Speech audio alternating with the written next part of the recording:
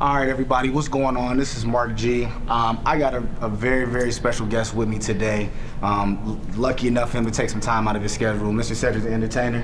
What's up, man? How you doing, man? All right, good. Thank you. Thank you for being here. Yes. I appreciate it. First things first, man. Just how's life? How's everything going? Life is good, man. You know, been a really blessed year. We was talking about this not too long ago, but to be doing this for over 30 years, and then I have a new hit TV show on CBS, one of the biggest platforms, The Neighborhood, and then having some other great opportunities, still touring, and then you know, did a couple of movies this summer. So life is good, man. Yeah, still, you know, still got my wife and kids. Everybody's still their credit right. You know I'm trying to get there. That's what I'm trying to get. Yeah, if I get my fade as tight as yours, that'd be my only thing. But I got hats. Now I definitely want to get to The Neighborhood, the last OG, a lot of that. But I did want to bring up first. I see you was doing a lot of traveling recently, man. Out of the country, and can you talk to the viewers a little bit about the importance of getting out, seeing other things, and experiences? Indeed, man, it's so important. Like, you know, I mean, a lot of times we deal with our everyday lives, and especially here in the United States. As Americans, we just have this kind of great belief that we are truly in the best place in the world, and we are in so many ways. But the opportunity to get out and see people that live life on a different kind of plane, you know, some simpler, some bigger, but all of these things help you with perspective, you know, so the opportunity to get out and see the world, no matter where it is, I try to encourage people to do that, you know, leave your environment, you know, just for a little bit, and just go and see how somebody else does it. So whatever you can do, whatever you can afford, and the thing about nowadays, you know, it ain't about like being rich to do these things, you know, it's all about planning and having a little strategy, but you can travel for a little bit of nothing and have an opportunity to go see the world, especially if you can with your children. You know, that's when I have my kids with me, and it's the best thing is to give kids that perspective that life is bigger than the four walls or the 4 or 5 blocks that they grow up in, and you know, and it just lets people open their minds up. Now I wanted to talk about, you know, your children. You got a grandbaby now. What has that done for you, just as, you know, Cedric the Entertainer, of course, and then also just as a man? Like, what has that done for you? I mean, the real key thing is that we all, you know, you kind of start your path or journey in life, you know, looking for what it is that you want out of life. And then as you mature and you see your kids start to grow, and then especially with a grandchild, I started to look more at legacy now. You know, this idea of, you know, those great families, you know, be it the Rockefellers and the Carnegies, these people that leave legacy for their family, for their kids, and you start to go, all right, well, cool, what is it that I can teach my kids? What can I start to do with my family brand, my name that's gonna be generational? And so that's the thing that you start to look at and be a lot more responsible to than buying another, you know, Bentley truck, which I have 3. No, no, I have 3. No. I saw the picture. I thought that was really dope, though, that she had found the brick. Oh yeah, I saw that, the brick of your family name out. Is that St. Louis, right? Yeah, exactly. I thought that, you know, that just speaks to what you were saying about legacy and you know, all of that. So that was such a big. That was so unique, man. With my daughter, and it was so. It was one of those beautiful things because it was kind of what's the term? I guess when you say serendipitous, right? My daughter was just, my granddaughter was just playing. She was just out there, and she went down and she saw Lucky's name. Her aunt, my daughter, because Lucky's name is so unique, and she goes, Lucky Rose, and she sees it, and then she goes like, oh, so she really, and it's like, yo, and it stumbled upon it, and it was like, whoa, that's crazy. That's dope, man. Yeah. All right, now let's get to it. Neighborhood renewed for a second season, coming back. Last OG, second season going on right now, right? Exactly. So just tell me about that. Like you said, being 30 years in the game and to have a hit TV show on CBS and being in the mix and all that, how's that been for you? I mean, it's really great. I mean, one, you know, the last OG was such a special circumstance because I've been friends with Tracy Morgan for many years in the business, and of course we all knew about the tragic, you know, accident that he went through and his fight to come back. And in that process, he came up with this show idea, and it was one where, you know, I just happened to be around him going to lunch, and we started talking about it, and he was like, you got to do it with me.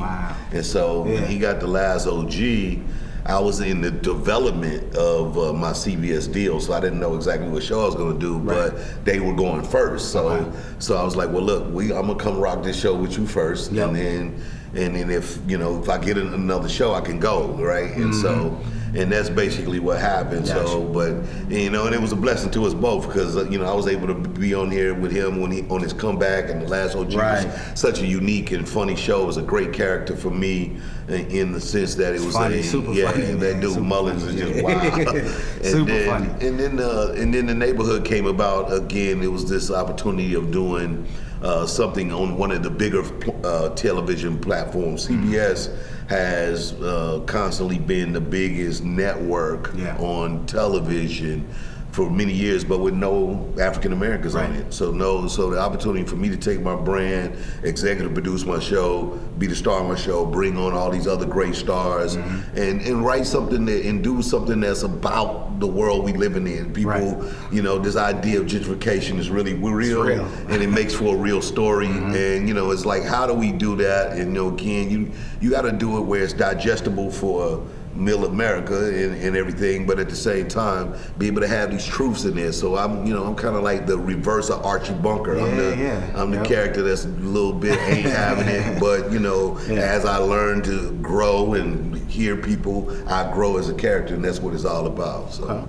I want to go back for a second because I've heard you tell the story before, how the first time you ever went up, you won a contest, right? Yeah.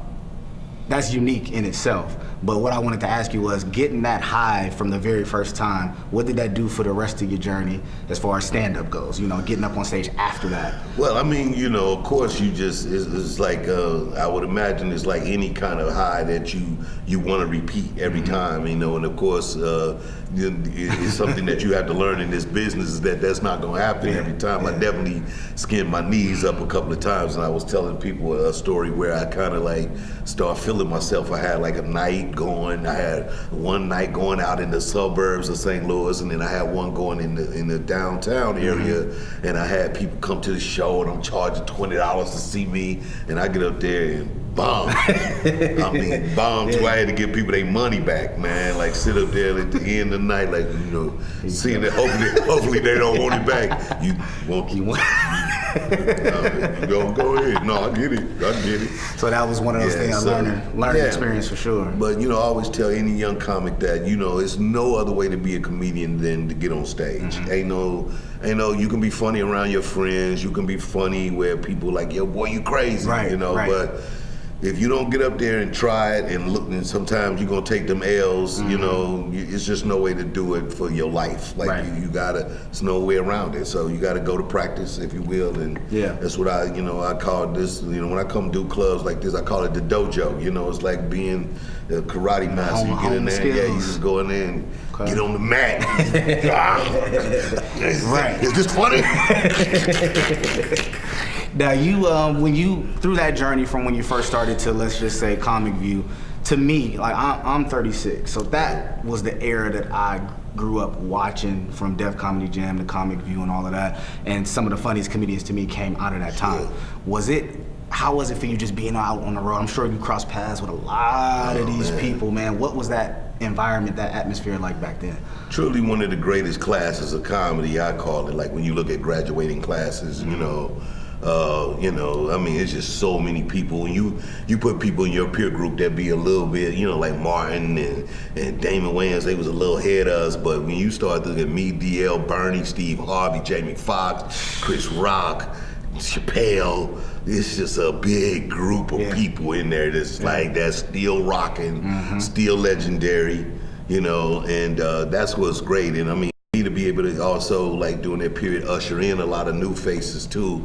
Especially when I was hosting Comic View, I was just able to be, like, as the host, I was bringing in the Moniques and the Earthquakes and the, Bruce Bruces and people that's still out there again, still banging, Lil Duval, there's people still banging, like, and you like, yo, these are people that you'll look back in my body and work like, oh, Sand introduced you to that dude. Like, that dude was right. I have to let y'all know this dude hot right here. You get a good sense of, I guess, pride almost, knowing that you ushered in, so many of the younger ones that came after you. Of course, because it's a part of the business that, for me, I've always trusted and known that it's going to be people that are next. Like, it's just the way it is. Like, the world don't stop, and, people gonna be next. And so when you look at this, it's great to see people still out doing it. You know, again, they have unique successes. Their kind of success is not necessarily your success, so therefore you can cross-marinate them. You know, you can go over, like I said, I can go over and be on Tracy's show. I can go do a movie with Chris Rock. I can go on Steve Harvey talk show. You know, at a phone call. Like these are people doing their own thing, but I'm friends and we cross-pollinate. Like it's a beautiful situation. So. You know, and that's what's really great about being in this particular community. I mean, comedy is one where, you know, you every now and then you'll hear comedy beefs, but you know they usually made up of nonsense. Nothing. It's like so because you know for most if you really good at this and you go up on that stage each night and you rock a crowd. It is a level of respect that people go like the people who do it know like that is a hard thing to do. Now, was there? I heard Chris Rock tell a story one time about how he was fresh off of SNL. He went and he had Martin was opening for him, and he was the closer. And he said that was the worst. He said the crowd went crazy, and he said he just didn't want to go out there. He didn't want to follow him because he had already, you know, tore the roof off. Have you ever been in that situation where somebody where you like, I don't even want to? I mean, well, you know, one of the especially with all those people. Well, there's so many great, there's so many great people. It's definitely people that you can be at a show and go like, what the hell is going on? Like they out there ripping it down, you know. And it's been times where you know it's been several shows where you like, oh, that's a little you know daunting. But I always talk about this story about how steel sharpens steel. One of the dudes that became one of my opening acts, and I don't know if anybody ever seen this dude, but JJ from the SIP. His name is JJ Williamson, one of the funniest comics, underrated, underappreciated. But he was one of these dudes that he went out on stage before me, and I mean, had the room stomping. And I'm like, yo, and I mean, it took me out of a 45-minute set, it probably took me 25 minutes to really get this crowd to where I needed them to be. And so that was one where I just told my manager, I say, look, man, that dude got to come with me. Like, I gotta be, if I'm never not ready to follow this dude, then I ain't talking about being a comic. Because this dude right here made me go to work and I was feeling, you know, I might have had a sparkly jacket by then. You know what I mean? I could have been sparkly jacket saying by then. Like, let me get my. But that's what keep you on your toes. Well, you gotta decide that you want to learn that way, right? You gotta decide that if I'm gonna be really good, I'm gonna have to be tested, and I'm gonna have to be, you know, I'm gonna have to follow somebody that's gonna make me go to work. Otherwise, I can get real lazy and get comfortable in my fame and start just walking out being famous. You know what I mean? But if you got funny people in front of you, you gotta know, like, that's what all the crowd want. Like, they don't care about nothing else. Just be funny. Now, you've been, you know, a part of what I would say 2 major, you know, comedy tours. More recently, Comedy Get Down. You know, you, Eddie Griffin, George Lopez, the late Charlie Murphy, and then of course the original Kings of Comedy.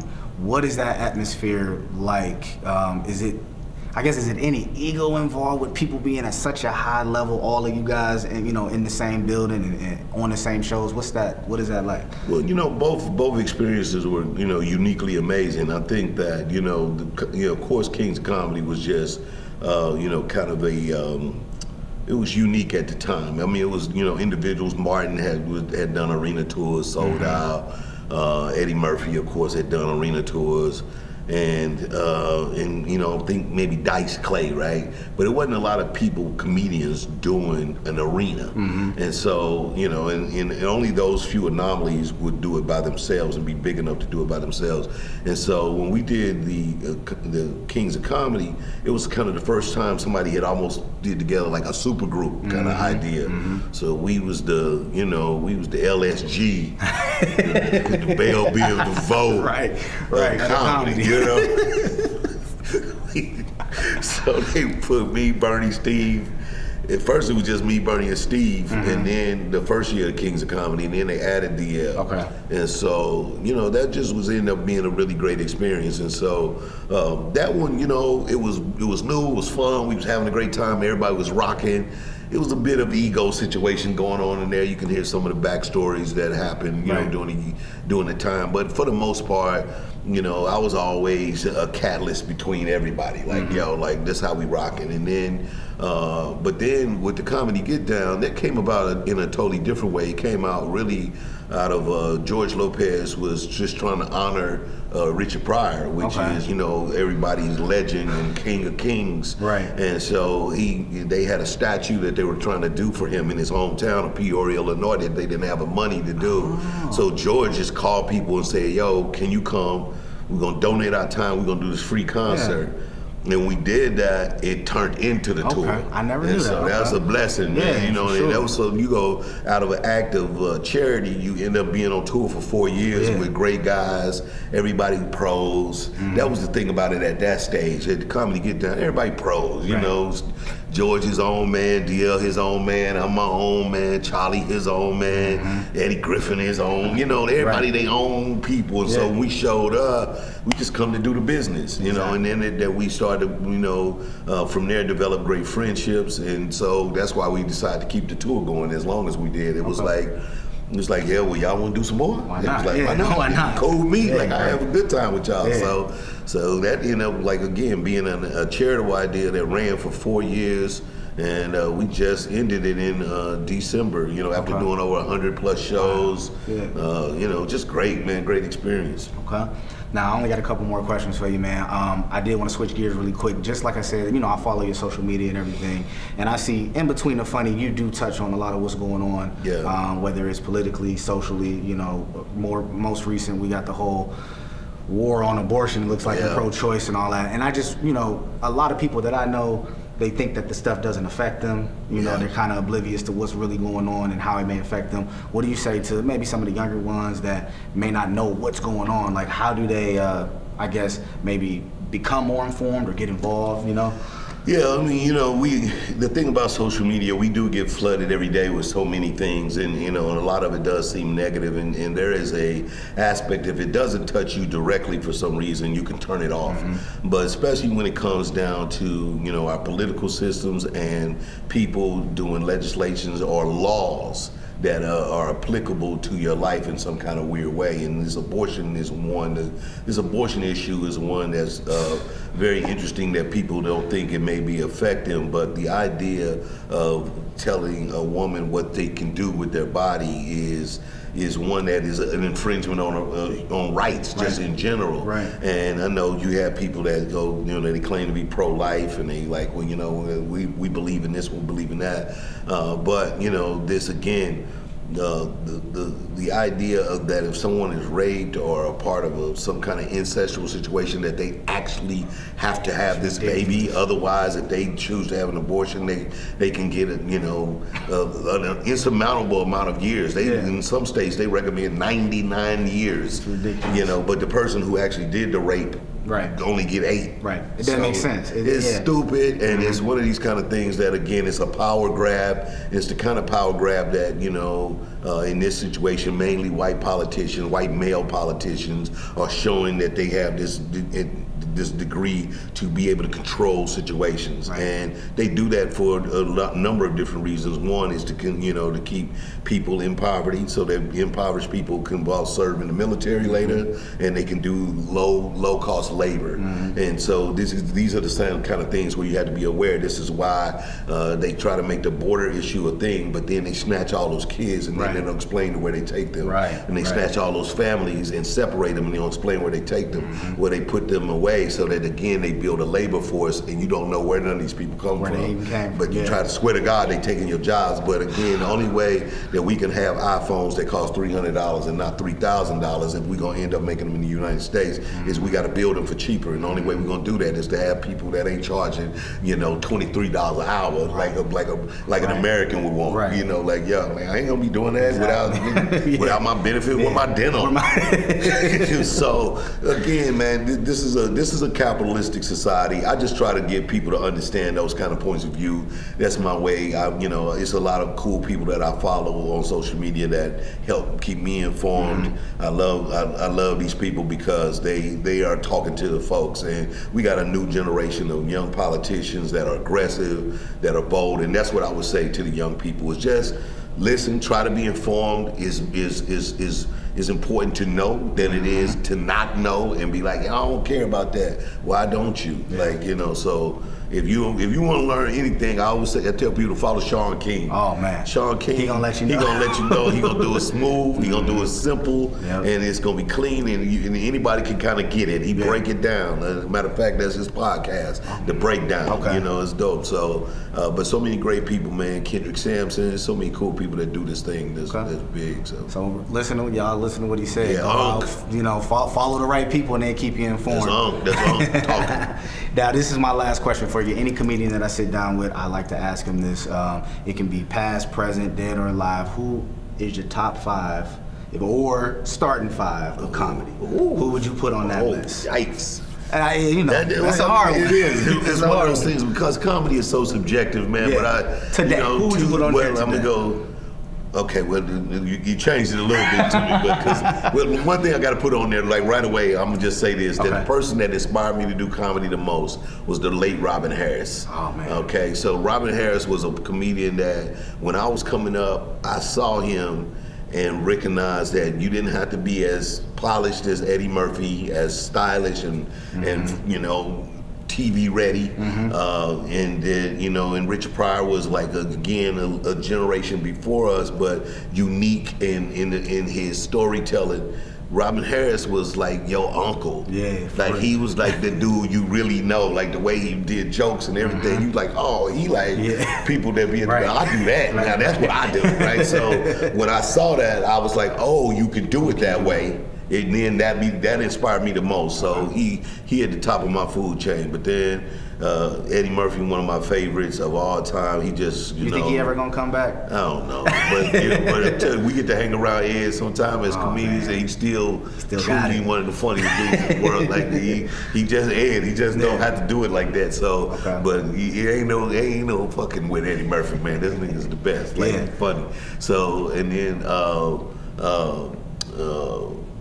Then like George Lopez, one of my favorites. He my homie, but he's a dude like just hanging around George on a daily basis. Yeah, he got a million of them. He gonna be firing them off funny. It's people that I loved, like late Robin Williams, funny, growing up, you just see people that uniquely funny to you, and they go like, this dude just was that energy. Amazing energy and was fast and can drop a joke. You just never saw where it was coming from, so he was always great to me. And then great writers, someone like, again, another person in the past was George Carlin. Oh yeah. People have to look at George Carlin again, was the kind of a dude that wrote a joke so uniquely smart and to the left and to the right, to where your brain got to like really rock with them. And that's the thing that you also try to gather into your brand of comedy, where all your jokes just don't land right on top of people. You got jokes that hit, like Chappelle too. Like another great one who writes jokes that like some Chappelle jokes just right there funny, and then some of them you got to go like.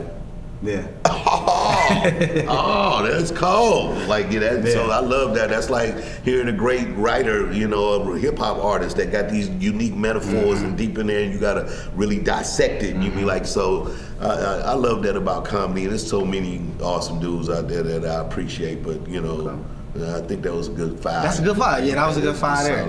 And it's funny you said Carlin, because now it's a clip going around going back to the abortion thing we just talked about. Right. He has a joke from 95, 96 that's still completely relevant today. I mean, I was laughing. I was watching the other day, and I'm cracking up. And that's 20 plus years ago. Right. Yeah. So that kind of legendary stuff is what you look for, like So.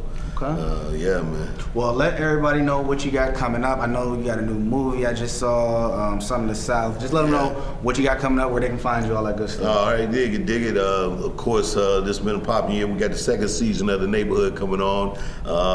Be coming on in CBS this fall. Check this out. Also, I'll be hosting a big special for CBS this summer. It's called the Lip Sync Battle, which is it's about all of the first responders doing a lip sync battle. It's kind of dope. We did it all around the country. It went viral. It's gonna be crazy. And then the movie Son of the South. There'll be something that'll probably be coming out later in the year. Got a little special, something unique showing up on the last season of Power. I'm just put that out there. It's gonna be unique. And then still just touring all around the country. You may see the comedy Get Back Together in the fall as well. And I know that the last OG got picked up, so I'll probably still do a couple of episodes on there. But I don't get to be on there as much as I used to, but I'll do a few episodes. But everything is good. Developing, producing. My company, A Bird and a Bear Entertainment, with me and my partner, Eric Rome, been my frat brother and business partner for over 30 years as well. So we still rocking out there and doing things, and so just check it out. Still blessed to be getting down for y'all, man. Cedric The Entertainer, Kang. That's what it is, man. So it's Marc G, Cedric The Entertainer, and we out. Yeah. Thank you, man.